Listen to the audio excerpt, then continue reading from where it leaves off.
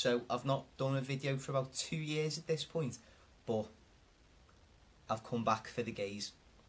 The gays have brought me back.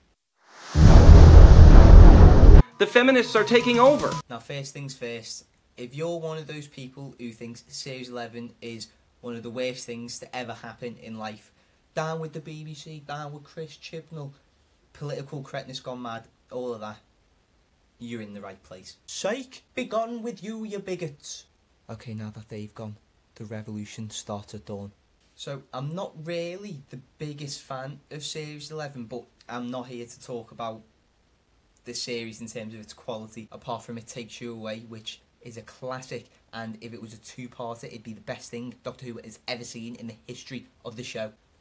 But I digress. But I've just finished rewatching it for the first time, Series 11, and I find it very strange that those aforementioned people who think it's all PC, gone mad, and the like, it's very strange because there's not a lot to actually get upset about. I think it's not like the worst thing that has ever been put to telly. So let's go back and have a look at the sort of history with LGBT people in Doctor Who, because there's not been many over the years. Over the entire history of the show, there's not been many. Most notably, you've probably got Captain Jack, who, as he would probably say himself, would shag anything that moves. And then there's River Song, but I mean, that's more just sort of,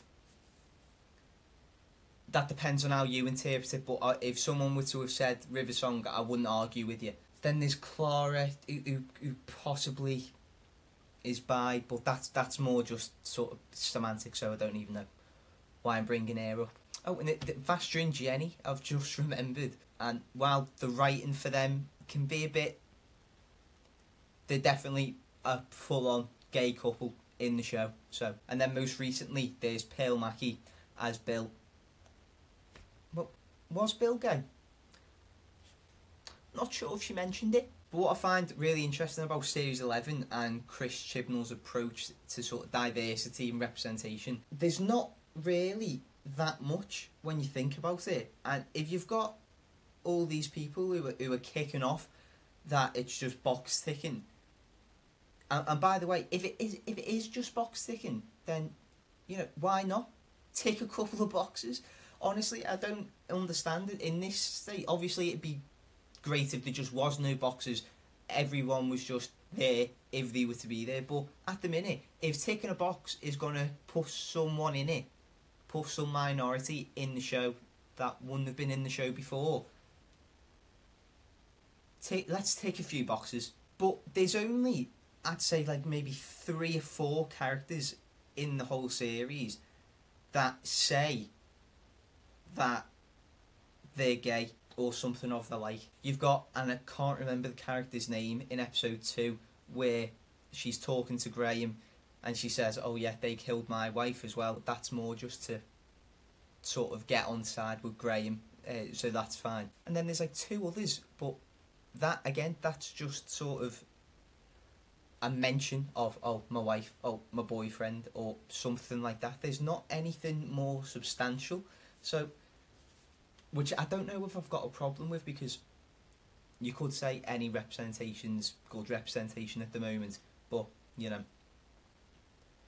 there's nothing else there. It's just like a mention, and obviously, if it's a straight character, you're not having them go, oh, I'm straight, oh, I'm straight. So I don't know what there is that he could have done, but, you know, if there was an actual gay character, gay couple, as characters together in Series 12, I'm not saying that'd be a bad thing, Chris Chibnall.